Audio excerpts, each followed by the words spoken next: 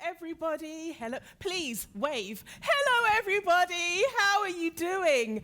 I am so honored, so honored to be here with you all because, thank you very much, because you all are part of my reinvention story. You are part of my reinvention journey. So I'm just going to take a moment and drink you all in via the screen. And I am sending out so much oxytocin to all of you for contributing to my reinvention journey. So in the words of Snoop Dogg, I want to thank me for being me, because me being me is what led to me being able to reinvent myself and be on the stage sharing myself and sharing this experience with you all. I don't even know where to start. I have something prepared, but after listening to Jamie Kern-Lima earlier on, and then Dr. Mindy, and when she was talking about oxytocin, I'm remembering the beautiful hug she gave me last night, giving me some oxytocin. I don't even know where I want to begin. But what I would like to say is, everything that led to me being able to reinvent myself, I was born with it. Everything you need to be able to reinvent yourself, you too were born with it. We were built for reinvention. We were built for evolution. So I'm going to start with my story before I go into a science lesson and share how my breakdown led to the breakthrough that put me in a position where I had no choice but to reinvent myself. Before I go any further, I'm a somatic coach. So I believe in coaching the whole human body and the environment we exist within. So if at any point in time you feel activated, you feel like you're really resonating with something I'm sharing, or you're like, oh my goodness, this is too much, I want you to honor your body. If your body wants you to move, I want you to move. If your body wants to lay down, I want you to allow yourself to lay down. And if there's anything profound, if there's anything you resonate with, even if there's something you disagree with, because I am not a guru, I am not somebody who is right about everything, I am open and willing to be wrong about some things, please do pop them into the chat. I will be looking periodically and sharing the things that resonate with me too. So, number one, your body is the boss. We're not in a military camp. We want you to enjoy yourselves. We want you to be able to have the best experience you can have, and that means honoring your body. My story of reinvention, like the true reinvention I've experienced, began with me beginning to honor my body. So I want to take you back to January 2010.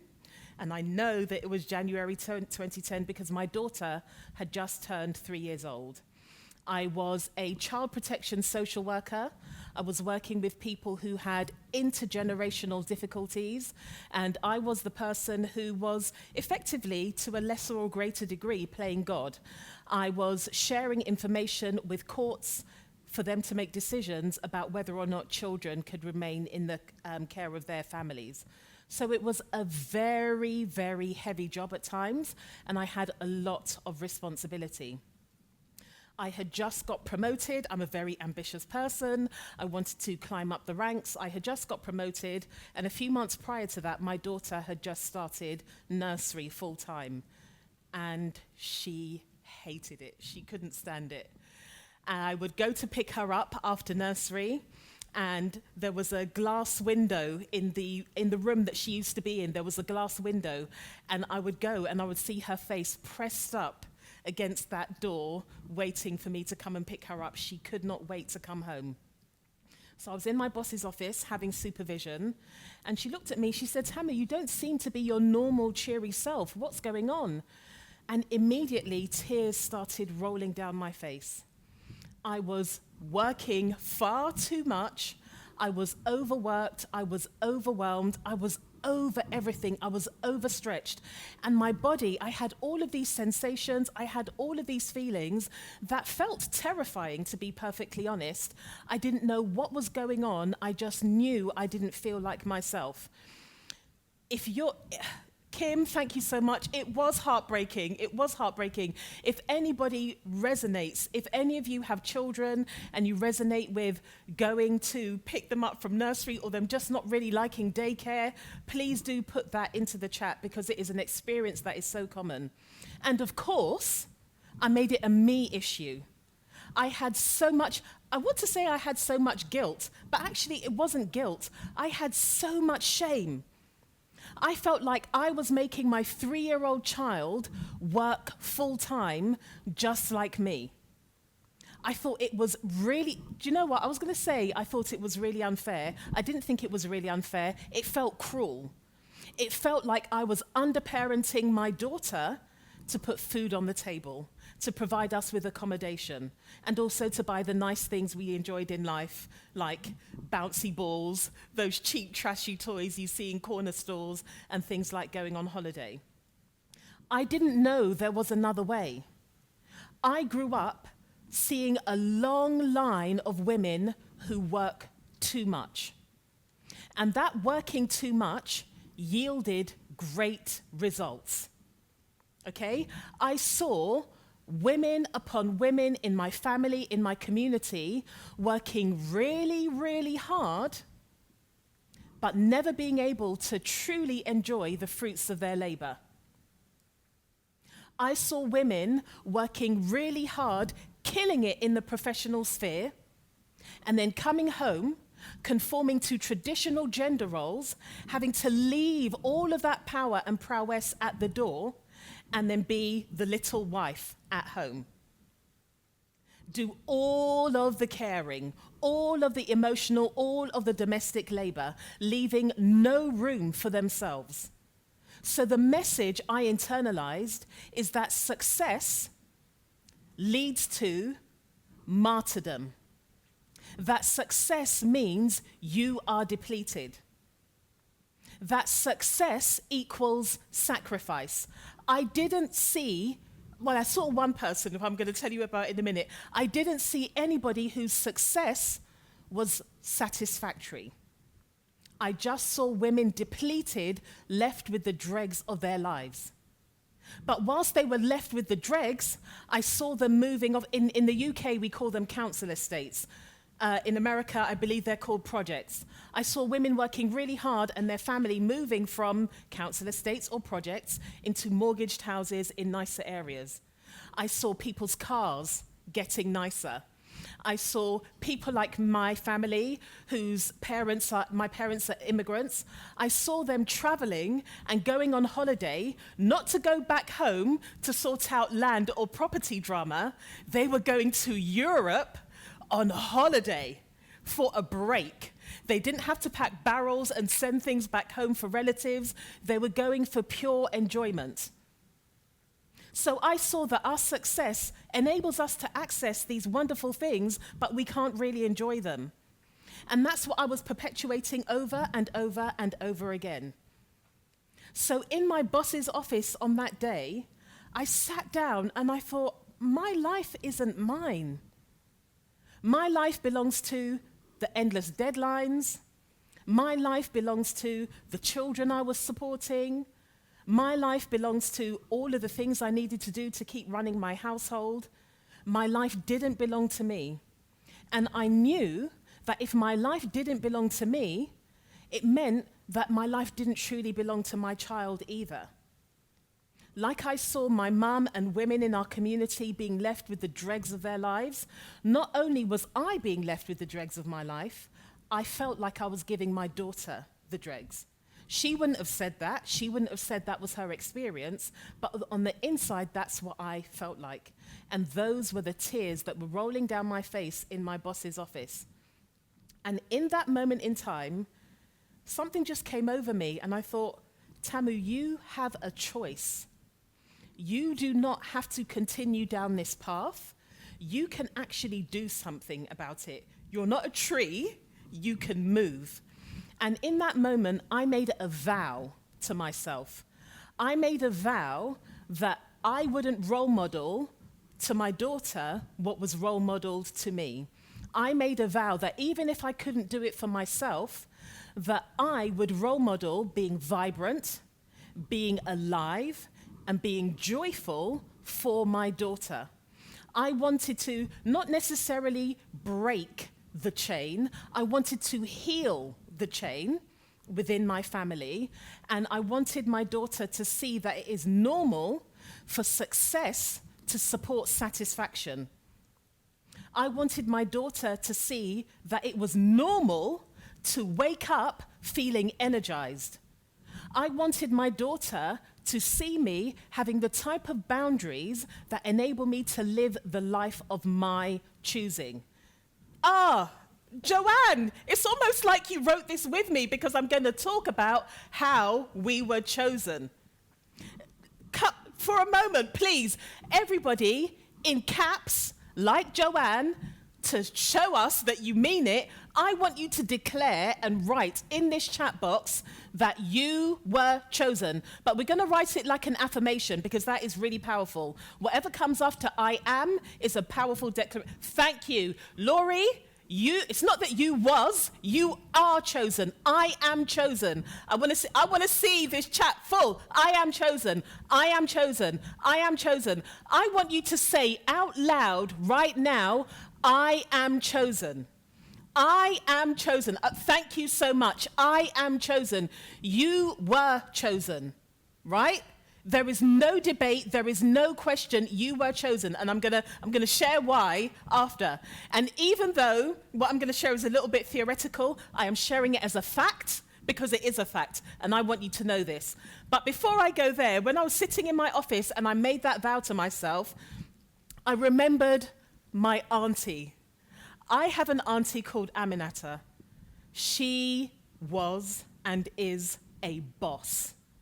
She lived in Sierra Leone, where my family are from, but she was an international businesswoman. In the 80s and 90s, she was traveling all around the world, doing international businesswoman things, which was a real anomaly at that time. It's not easy now for people in African countries to get visas to travel across the world. It definitely wasn't easy in the 80s. Yet here was my Auntie Aminata, with her slick pencil skirt suits, her Rive Gauche perfume, the bounciest, juiciest jerry curls ever. And when she would come to the UK, she would stay in a luxurious flat in Baker Street. And I'm trying to think about America, like what an equivalent would be, because I know a lot of you are here from America. Let's just say it was in Manhattan. There was gold all over the place, the carpets were cream, lots of the furniture had all of these ornate designs. She was everything to me. And I didn't have the words at that time, but Auntie Aminata exuded radiance. She exuded joy. When she smiled, the whole world smiled with her. She was like a celestial being. And I remember one day sitting on my parents' bed and she was talking about what she was up to. I must have been about 6 years old because my brother wasn't born yet. He was born when I was 7, so I must have been about 6. And I remember looking at her and saying to myself, when I grow up, I'm going to be an international businesswoman just like Auntie Aminata. And that stayed firmly within my brain.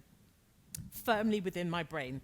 And she came back to me in that moment when I made that declaration, when I claimed something different for myself. Thinking back to what Jamie was talking about earlier on, when I decided that I was worthy of being an international businesswoman. But life isn't straightforward. So it took me 9 years, nearly a decade. It took me 9 years. It took me 9 years, depression, anxiety, and panic attacks before I made that move.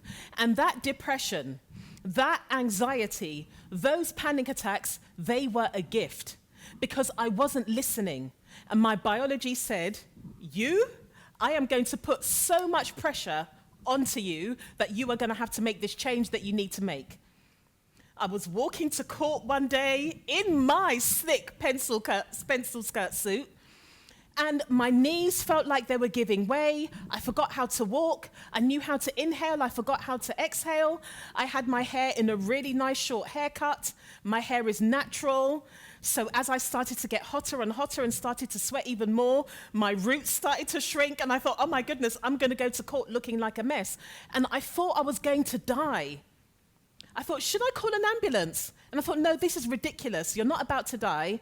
Do some breathing exercises, look around, see what you can see, what can you taste, what can you smell. And I managed to pull myself together, go to court, take myself to the GP after my court session, and knew that I had to change absolutely everything about how I was living. I needed a total system change. So I'm going to invite you, Adela, that's what we're about to do. We're about to name it and claim it. So I want you to make a vow. I want you to make a vow about your reinvention right here, right now. Whatever comes to mind, whatever comes to heart, whatever comes to gut, your biggest brain, please do pop it into the chat. Thinking about Dr. Mindy and the oxytocin she talked about, when you share yours in the chat, it will be amplified and we're going to be spreading oxytocin. What the world needs now is more oxytocin. Please, okay. The purpose of pain is not to make us suffer. It is to move us into action. Exactly. Emotions. The root of the word emotion is to move. Energy in motion. I need to action what I know. I'm amplifying that. I vow for radiant health. Absolutely, absolutely. And I'm amplifying that, Michelle, because without health, we don't have anything. I want to heal with others, be the best version of myself. Pain is to get us to shift into a different direction. Yes, it is. Yes, it is. Yes, it is. Let me calm down. I'm getting really excited, and I'm going to go way over time. So now that you've made that declaration, I want to tell you something that was really surreal, but when things like this happen to me, I know that it is meant to be. So I finished my supervision after being tearful with my boss. I went and sat in my car. I turned the radio on, and I used to listen to Heart FM, which plays lots of like 80s golden bangers. And I put Heart FM on, and I kid you not, what I heard coming out of the speakers in my car was, "There's something inside so strong. I know that I can make it, but you're doing me wrong, so wrong. You thought that my pride was gone. Oh no. Something inside so strong. Oh, something inside so strong." And I knew that God was sending a message to me via my radio. There was something inside so strong, and I knew that I was worthy enough to build the life that would enable me to tap into that. And I want you to be able to do that too. If I can do it, I'm skin and bone and flesh just like you can do it too. I'm loving thank you so much, thank you. I'm loving all of these declarations that are coming in. Oh, Karen, I have a harmonious home life with my husband. That's it, I've finished. Bye, everybody. See you. I haven't. Okay, let's go on. So one of the things I realized is that my life was really serious and really, really boring. Everything felt like whoop, whoop, whoop. Everything was like wading through treacle. And I thought, enough. And then I came across Brené Brown. At that time, I was a social worker. I learned that she was a social worker too, so there was an affinity there. And I listened to her talking about the fact that we cannot selectively numb our emotions.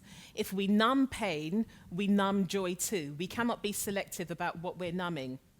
And I realized that in my numbing lots of pain and lots of challenges I was experiencing as a social worker, as a single parent, as a woman, as a black person, all of these different things, I realized that I was suppressing my joy as well. And when I hear something that resonates with me, I turn it backwards. And I thought to myself, well, if we suppress pain and that means we automatically suppress joy. If I start tapping into joy, I will be able to access that pain by building my capacity, and it won't overwhelm me. Because if I'm opening up my capacity for joy, if I'm like strength training my joy muscle, I'm simultaneously strength training the muscle that enables me to manage the pain. And in that moment, I thought, well, if that is in me, it cannot be bigger than me. If my pain, my struggles, my trauma, the things I've experienced are inside me, they cannot ever be bigger than me. So what if I start to act like I'm bigger than them and take care of them? Exactly, Joanne. Joanne, I think that, there's a lot of synergy here. And what I realized with that is that I didn't know this at the time, but my nervous system was really dysregulated. Because if you're focused on your challenges and on your pain constantly, you're putting yourself in a state of survival. Since then, I've gone on to train as a somatic coach. And one of the things I am obsessed with, fascinated by, in awe of, is our nervous system, particularly our autonomic nervous system. And when we are able to cultivate a sense of joy, I'm not talking about spiritual bypassing and pretending we don't have challenges, but when we're able to identify joy in our everyday experience, whether that is we're looking up instead of looking down at our phones, and we see the most beautiful cumulus nimbus clouds, and we are overtaken with joy, when we hear children's laughter, those things build up and open you up to being able to say yes to life. Joy is a beautiful inroad to being able to build your capacity, to widen your window of tolerance, to be able to handle all of life.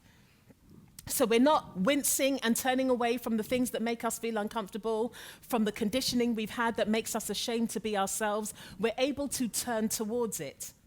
Tapping works very well with me. I'm going to stop looking at this. Let me focus. And your nervous system loves joy. Because joy tells your body that you are experiencing safety. One of the things I became fascinated by in my somatic coaching journey is polyvagal theory. Polyvagal theory is the science of human connection and safety. And one of the major signals of safety to our biology is joy. If you're in a state of fear, if you're under threat, you are not experiencing joy. When you are experiencing joy, life slows down, you're present, you notice more things, and that tells your body you are safe. That sends your body a sign that it is safe for you, to express, to be creative, to be open. Your nervous system absolutely loves joy. So I want you to start to think to yourself and use technology to support you to have joyful moments in your day. So you might set an alarm that makes you stop and look for the joy in the ordinariness of your life.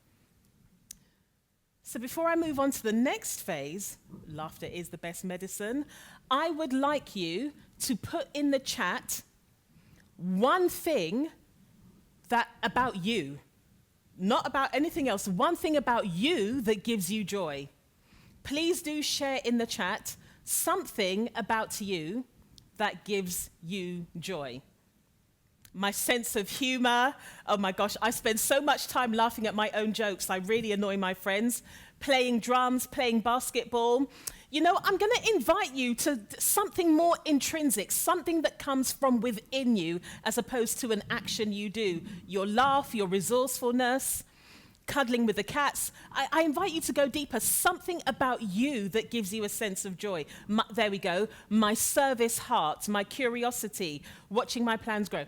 My organ that gives me so much joy is my brain. Like sometimes I'm like, I wish I could visit my brain and check out what's going on in there. And my brain has been able to help me create so many of these things that I'm experiencing. Beautiful connection, we've got intuition and curiosity, so many things. So I'm going to tap into the world of Jamie Kern-Lima, and there was somebody earlier on whose name has escaped me, has talked about us being chosen. I want you to know, I don't want you to believe, right? I want you to know. I want you to absolutely know that you, right here, right now, Whether you're in your garden, your bedroom, your living room, wherever you are, whatever you're dressed in, whatever you look like, you are inherently worthy. There is no question, there is no debate, there is no uncertainty. Regardless of the circumstances that led to you being here, I'm going to look here, so I'm making eye contact. You, exactly as you are right now, are worthy, without question. Science tells us there was a 400 trillion in one chance, 400 trillion in one chance that you would be born. Scientists have done the calculations. Those odds are impossible. Yet here you are. I Googled just before coming on here to see how long it would take to count 400 trillion. And according to Google, it would take 12.6 million years to count to 400 trillion. Just let that sink in a moment. Yet you're here, defying odds. Because guess what? The odds are stacked in your favor.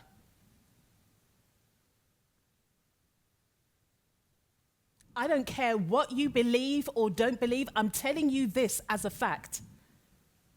And if you choose to know, forget belief. We're walking in certainty. If you choose to know this, you are supporting the odds being stacked in your favor.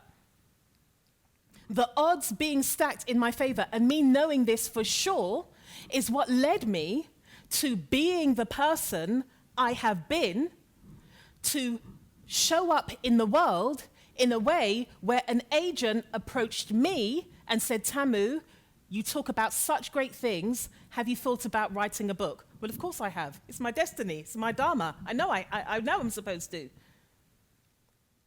To me, running a workshop where the person that became my editor was somebody who was at my workshop and said to me, have you thought about writing a book?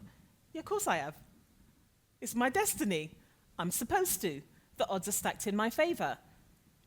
To being in a world where so many people said, oh, getting a book deal is really hard. Publishers are terrible. They're not very supportive. As a black person, you're going to have a much harder time in your publishing journey. No, I didn't. No, I did not. I had 6 publishers wanting my book, and Hay House showed up, exactly what Dr. Mindy said earlier on, and they said, Tamu, we see you, we see your vision, we see your mission, we want to publish books that make the world a better place, and your proposal is about making the world a better place. Because the odds are stacked in my favor. And of course I'm special, of course I'm unique, but so are you. This isn't just for me, this is available for you too. Stephanie C. over there. This is available for you too. My eyesight is terrible, so I'm struggling to see the names. But this is available to us all if we choose to know it. If we choose to know it. So could you please, I sent a picture in. I would like you to put this picture up, right? Look at this. This is one of my childhood dreams being birthed in my adult reality. When I was a child, I didn't want to be a famous pop star. I didn't want to be an actress, but I wanted to be on stage talking to people. I wanted to be gathering people. I wanted to share my message. I wanted to share hope and inspiration. Obviously, I didn't have those words as a child, but I wanted to do something that helped make people feel better. In January this year, I declared that this would be the year that I take my speaking career seriously. This would be the year that I firmly put my hat in the ring and I show up as a speaker on an international stage.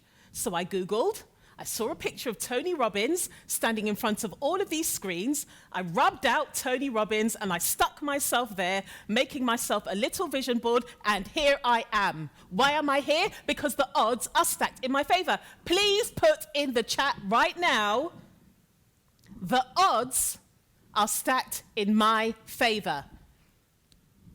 Maria R., I think, I want to see you writing, the odds are stacked in my favor. Linda D.W. Miller in the chat. The odds are stacked in my favor. The odds are stacked in my favor. The odds are stacked in your favor.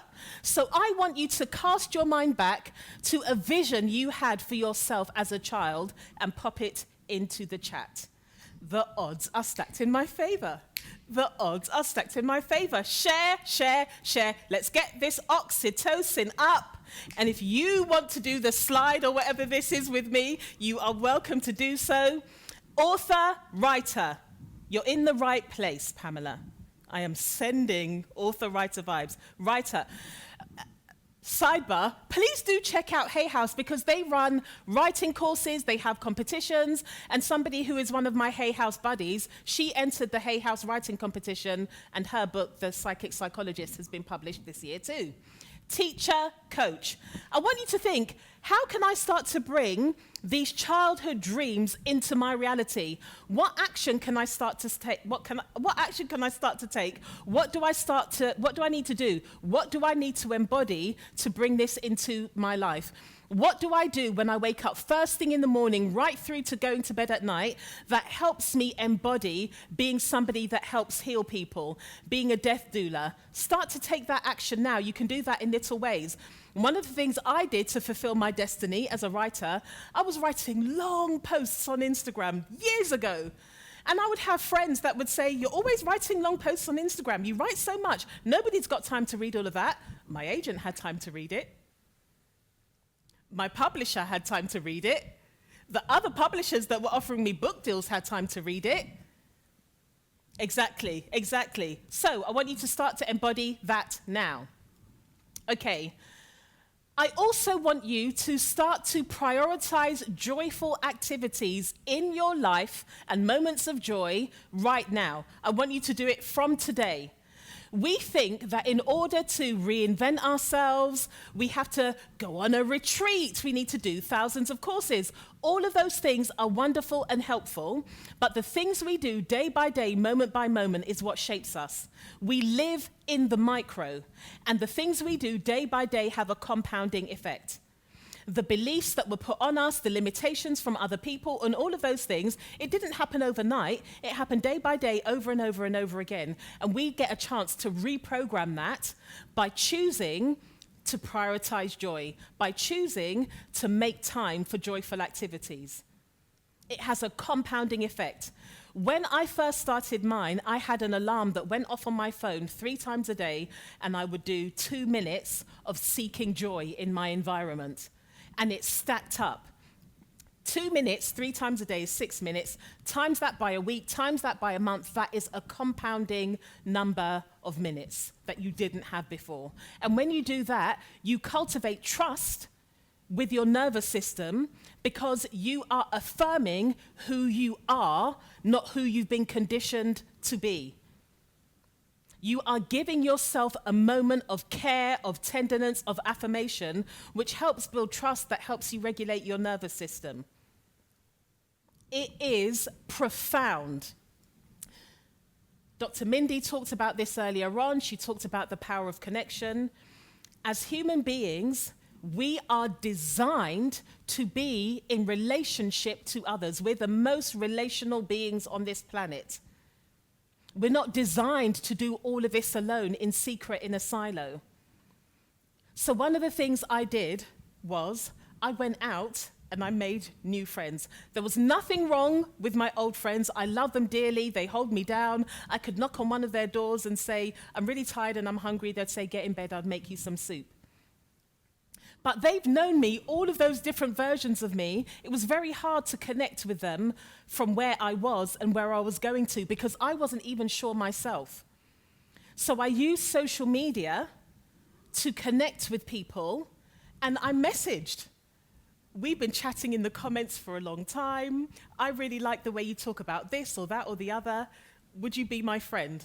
Like literally, that's what I was messaging people. And I built a community of people who, like me, were embarking on a journey of reinvention, not quite sure where they were going to end up, but we would be able to support each other. And we exchange very lengthy WhatsApp notes, and I call them my sparkle friends, because they help spark and sparkle new ideas, and they see me as I am, and they support to amplify me. They're not saying, that sounds a bit risky. Oh, are you sure? You want to pay 10 grand for a coaching program? That doesn't make much sense. Do you know what you could do with £10,000? And I'm like, £10,000 in this coaching program, if I utilize it, I can make £100,000, you know? So I built up a supportive network. I want you to build up a supportive network. So right here, right now, I want you to write down the names of 3 people that can join you so that you can become a quad Sparkle Squad. And they may be people that are in your life already. They may be people you look at and admire on social media. Maybe not Dr. Mindy. I know we all want her to be in our Sparkle Squad, but she's a very, very busy person with lots of responsibility and all of these things. But look across your life and look across the people you associate with on social media. Who can you invite to be in your Sparkle Squad? And you have to have some ground rules. We have a tendency to end up moaning and groaning and complaining about all sorts of things. The rule for the Sparkle Squad is, if you bring a problem, a challenge, whatever, it needs to be from a solutions-focused point of view. You can moan, you can complain, you can repeat patterns anywhere else in your life, but in that circle, in that Sparkle Squad, it's about, this is the difficulty, I'm looking for a solution, and being open to receiving some questions, some support, some affirmation that's going to help you make a change. My Sparkle Squad have helped me to evolve, have helped me to reinvent myself, and they have helped me feel safe to reinvent myself whenever I feel like I need to. No more waiting 9 years to reinvent myself. I used to say to my friend Nicola Ray, Nicola Ray Wickham, she was my first ever coach. I would say, when I'm doing this new thing, people are going to think I'm just jumping out of a cake, like surprise, doing this new thing. And she said, so what? So what? And I was like, oh yeah, so what? So what if people think I'm jumping out of a cake? It'll be a very nice cake. So think about your Sparkle Squad. Exactly, so what? A lot of the things that we think about all the time, oh, what if this person thinks this? It means I'm going to have to leave these people behind. So what? So what? Solution-oriented accountability buddies. Exactly. Growth friends. People who are growth-minded. People who are risk-aware rather than risk-averse. Life is a risk, you know? That fan could fall down and hit me on the head. Life is a risk. We can't guarantee anything. But if we don't put our hat in the ring, if we don't open up ourselves to take risks, we're just not going to be able to reinvent ourselves and experience anything other than whoop, whoop, whoop. And we don't want life like that. We want life that feels like something much more enjoyable. So, I'm going to invite you to connect with your future self for a moment. So if it feels safe and good for you to do so, you can put maybe one hand on your heart, another hand on your navel, and allow your eyes to gently close. And I want you to imagine that it is May 18th, 2027. 3 years have passed. For whatever reason, I'm in your neighborhood. You see me, and we both have time. And I say, do you fancy coming for a coffee? Let's catch up. And we go and we sit down. Maybe we have a chamomile tea instead of a coffee. And I ask you, how has life been for the past 3 years? How has your reinvention been since we met via the screen on May 18th, 2024? What do you want to be telling me about your life over those 3 years? What do you want to be telling me about how you live, about how you love, and about how you work? Don't worry if it quote unquote doesn't make sense. The best things in this world don't make sense. What do you want to tell me about what you've experienced in this 3-year reinvention? Now, when you're ready, only when you're ready, please do pop in the chat some of the things you want to be telling me when you bump into me in your neighborhood in 3 years' time. That my life has changed others. So many wonderful things have happened. 3 years from now, I will be grateful of having helped millions of people rising after falling. And yes, it's absolutely okay not to know right now, because I trust your vision will come to you when it's ready. I think it's just hovering around. It just needs time to filter down. I found my purpose. I am so joyful and fulfilled. I found joy. I'm living fully, loving fully, living in full purpose and in my full potential. Beautiful. I just want to read you something from my book. From my book, Women Who Work Too Much. I am going to read you a little poem I wrote at the beginning of chapter 3, which is called Be Your Nervous System's Best Friend. Dear one, you defied the greatest odds to be here exactly as you are in this moment.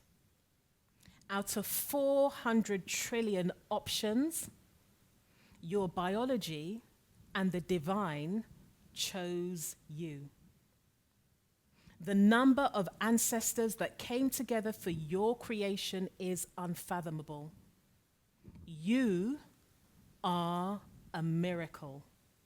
I'm going to say that one more time. You are a miracle. Every tissue, every cell, every roll, every wrinkle is a technological marvel to behold. When you become your own best friend, your life will begin to unfold. So to support you in your journey of becoming your own best friend, I want you to embark on joyful reinvention. Healing can be fun. It doesn't have to be serious and grueling all the time. Joyful reinvention is guaranteed, and I know that's a bold statement, but I'm saying it with my whole chest. Joyful reinvention is guaranteed when you don't make yourself wrong and you allow yourself to want what you want. I wanted to be on a platform, on a stage, talking to people all across the world, sharing inspiration, body rolling. I allowed myself to want that, and it came into fruition because I embodied the joyful behavior necessary to create this opportunity. And again, like Snoop Dogg, I want to thank me for being me, okay? So I want you to engage in these things. This is a call to action. This is my clarion call. I want you to put your goals, your successful nursing professor helping students learn kindness, empathy, and compassion. I want you to put that somewhere where you see it daily. Even if it's just in your peripheral vision, your subconscious mind is picking that up. Your nervous system is orienting to that declaration you're making. I want you to put that somewhere where you can see it daily. I want you to put a time in your phone where you can connect with your future self every day. And if every day feels too much at the moment, I want you to do it 3 times a week. We're not, I don't know, Bill Gates. We've got time. We can take 3 times a week to connect with our future self. That future self who is... I'm drowning in my worthiness. Please don't pull me out. I have found what my new intention is. I'm living life fully. Goosebumps. Let me focus because my time is nearly up. Put that in your phone. I want you to connect with your future self daily. If you can, and if you feel bold enough, use the voice notes app on your phone and record some affirmations. Your subconscious mind knows your voice. It believes your voice. It believes the nonsense you tell yourself about limitations, etc. It can believe what you want to tell yourself about who you are, not who you've been conditioned to be. Listen to that 3 times a day, 2 minutes, 3 times a day. Engage in daily practices. I know people are, oh yeah, engage in gratitude. Everybody talks about that because it works. There is so much data that shows how powerful it is to be in gratitude. I want you to connect with gratitude every day. And I want you to connect with gratitude that's intrinsic. Not, I saw my son ride his bike. Yeah, that's great, but I want gratitude that comes from the inside. I'm so grateful to myself for honoring my boundary today. I'm so grateful that I said, no, I'm not coming to back to 95 club night because I don't enjoy it and I was only going because I felt I was the odd one out. I want you to be grateful to yourself. The body rolling, I want you to dance if you can every day. There are so many studies about how powerful dance is, and polyvagal theory teaches us our story follows our state. The narrative we have about ourselves, the beliefs we have about ourselves, follows our physical state. So we want our physical state to be flexible and fun and joyful, so we need to embody that. So my recommendation is Love Shack, B-52s, first thing in the morning, and you will be exactly embodying that joy. If you can, because I'm somebody who is chronically on my phone, a digital detox. Your digital detox could be, because we have to meet ourselves where we are, right? Your digital detox could be every day for 10 minutes, my phone is just, I'm just going to turn it off. I'm going to give that thing a break, and I'm going to give me a break, turning it off every day. And to do something playful. It could be going to the local park, playing on the swings whilst the children are in school. It could be doing a colouring book. It could be calling a friend and having a playful conversation. And when you notice your inner critic speak loudly, so my inner critic is very often my dad's voice, and he would be like, Tamu, your head is full of play, or you are not serious. So that will come up all the time. And I will meet that inner critic with love. I will meet that inner critic with care, with tenderness. Not all the time, because I'm a human being, but invariably, it's scared. I'm doing something that is making my insides feel nervous, so I acknowledge it. I give it time. I even bought, and I wrote about it in my book, a pink contemplation chair that feels like a hug, and I will invite my inner critic to sit with me and tell me everything it wants to tell me, so I give it the opportunity to voice itself, and then I can carry on with what I'm doing. Pink contemplation chair is optional, but I actively invite you to befriend your inner critic. And that's it. I am done. Thank you so much for being here with me. Actually, before I go, what is one key thing you are taking away from here? What is one key thing you are going to remember? Something I want you to remember is that you are chosen and the odds are stacked in your favor. Look, my hand's really going because I really mean it. You are chosen. The odds are stacked in your favor. R.E. Malay, my 3 years stacked favor. That sounds like a book to me. That sounds like a book.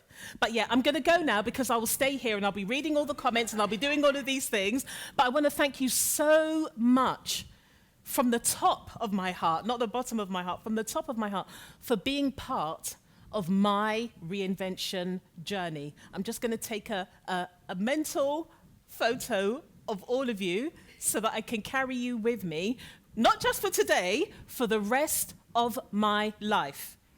You too are a beautiful angel, and I look forward, let's just pretend, just indulge me, I look forward to bumping into you in 3 years' time and hearing about all of your wonderful reinventions. Thank you so much. Please do give yourselves a round of applause. Thank you.